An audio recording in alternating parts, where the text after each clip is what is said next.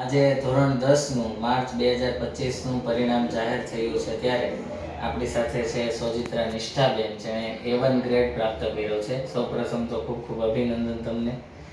આ A1 ગ્રેડનો શ્રેય બેન તમે કોને આપશો? હું મારા માતા પિતાને આપીશ. બરાબર.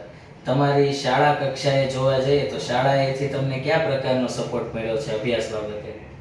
ગમે ત્યારે કોઈ ક્વેશ્ચન હોય ગમે તે સરને એની ટાઈમ ફોન કરી શકીએ, મેસેજ કરી શકીએ કે કોઈ પણ ડાઉટ હોય તો ક્લિયર કરી શકીએ છીએ.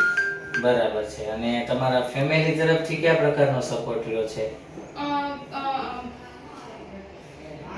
જેવું તમારા શબ્દોમાં. ફેમિલી તરફથી તો બહુ જ સપોર્ટ રહ્યો છે, કારણ કે કહીએ ત્યારે આપણે ડાઉટ સોલ્વ કરવા આપે. કોઈની પાસે જવું હોય કે ના જવું હોય, પણ મારા પપ્પા છે ને એ ભણેલા છે, તે એ ડાઉટ સોલ્વ કરવા મદદ કરે મને. ના એમથી ના સોલ્વ થયો હોય તો સરને ફોન કરીને પણ ડાઉટ મારા સોલ્વ કરી દે. બરાબર છે. આપણે નિષ્ઠાબેનની મહેનત વિશે તમે શું કહેશો? કેટલી મહેનત કરતા બેન? નિષ્ઠાબેન મહેનત બહુ કરતા, કેમ કે મારે ઓપરેશન છે કમરનું, એટલે બધું ઘરનું કામ કરતા વગર ટ્યુશને એટલા A1 ગ્રેડ આવ્યો છે. બરાબર. ઘરનું કામ બેન કરે છે, તેમ છતાં પણ પોતાની મહેનતથી A1 ગ્રેડ પ્રાપ્ત કરેલ છે. બરાબર.